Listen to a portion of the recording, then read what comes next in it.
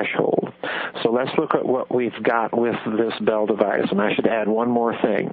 The device itself was cryogenically cooled, and it was cooled either by liquid nitrogen or liquid oxygen. There's kind of two different stories on that point, but the main point is that it was cryogenically cooled.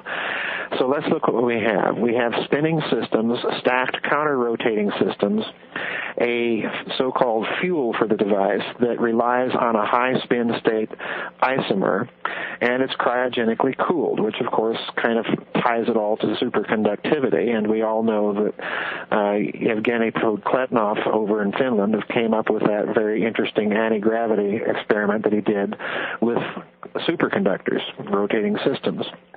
So to me, it looks like what the Bell device was doing was that it was using this high-spin state physics and using it for three purposes. They were probably interested, first of all, in tapping into so-called zero-point energy or so-called free energy. And secondly, they were probably interested in coming up with a prototype technology of field propulsion.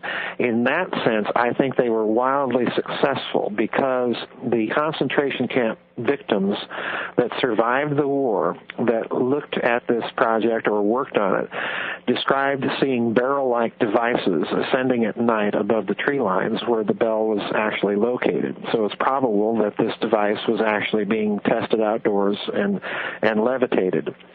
The final thing that I think the Nazis were after with this whole experiment was they were after a doomsday weapon. Because, of course, anytime you say that you have a technology that can engineer the fabric of space-time locally, you have a potential, when it's weaponized, for a weapon that would make a hydrogen bomb look like a kitchen match, okay? So they're after three things with this device. I should stress something, though.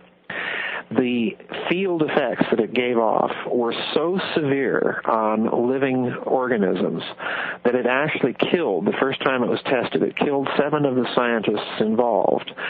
So the Germans actually had to kind of split the project into the physics component and a medical component. And the medical component was concerned with how to mitigate the field effects of this device so that they could make it a practical field propulsion technology. So please understand, I'm not saying that this is a Nazi UFO because we don't have people inside this device flying it around. It's just too deadly for that.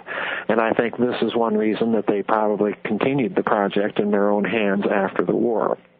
So you have all of these clues and data points that they're dealing with a very, very sophisticated, very exotic technology that they have rationalized very, very carefully and come up with this device. Mm-hmm. So that's kind of the Cliff Notes version of the Bell. As I say, I've written 5 books on the thing because it's really a story that does take that long once you get into the details to see what it was doing and why they were investigating it in this fashion. Mm-hmm. Now, looking at this Bell project, mm-hmm. the design of the Bell, you right. gave a quick overlook, of a possible design scenario. Now, right. I conducted an experiment just a couple of weeks ago, uh-huh. and it was an experiment actually revealed by David Sereda.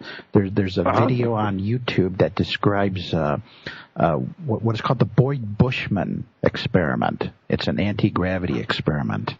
Okay. And Boyd describes this experiment as you take 2 powerful neodymium magnets and you right. force them together, okay? It's either north-north or south-south poles. You mm-hmm. force 2 magnets together and you bolt it together. Right. Okay. Now, I conducted this experiment just a couple of weeks ago.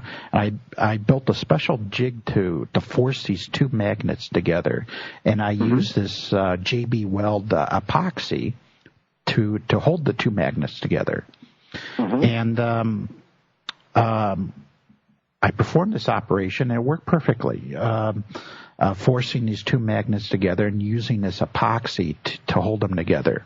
And then mm-hmm. I took this assembly, and then I wrapped it up in some electrical tape. And then I just took a stone in my backyard here, and just to use that as my control experiment here. Mm-hmm. And I went over to it was the Creative Life Center. They have a tall tower there, about 30 feet off the ground. Mm-hmm. And I then performed Boyd Bushman's experiment as he described it. He used an elevator shaft at mm-hmm. Lockheed, and I used the tower over here at Sedona and performed the test. And lo and behold, when I dropped the two simultaneously, I videotaped it. Right. And you can actually see this assembly that this, he called it a rock, just repeating Galileo's experiment from a few hundred years ago, just dropping two rocks.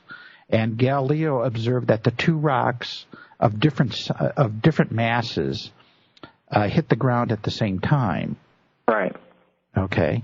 Well, I repeated this experiment over here at Sedona using this opposed magnetic field configuration of the neodymium magnets wrapped up in made to look like a rock. And then my control experiment here with this other rock, I dropped the two, and the opposing field magnet assembly, it drops slower. And yeah. And you can actually see this on videotape.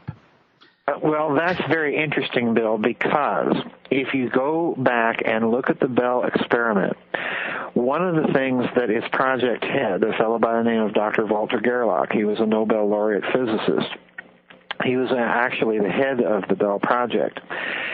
And one of the interesting things, if you start digging into the Bell story, is over and over again you find the phrase involved with the physics that the Germans are working on.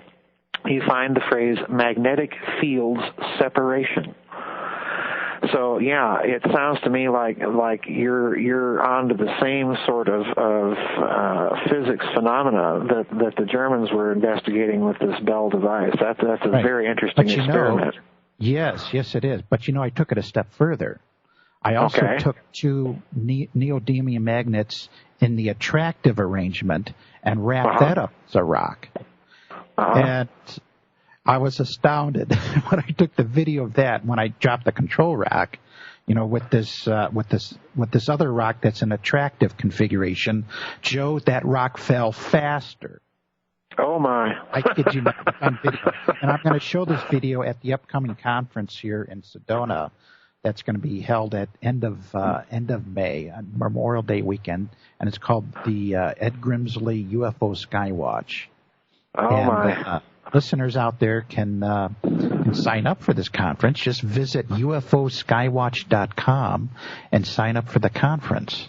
It's going to be end of May, and I'm going to be showing this video and some interesting diagrams I'm going to show of what I think what the essence of the Nazi Bell experiment was really all about. With these counter-rotating. What I think were just counter-rotating coils set up in an opposing magnetic configuration here. So you have both the counter-rotating mass plus the opposing field of the magnetic fields, and I think that's what gives you levitation or an anti-gravity effect. Well, it's very, very interesting that you've explained it that way, because this precisely is what I think is also involved with the Bell.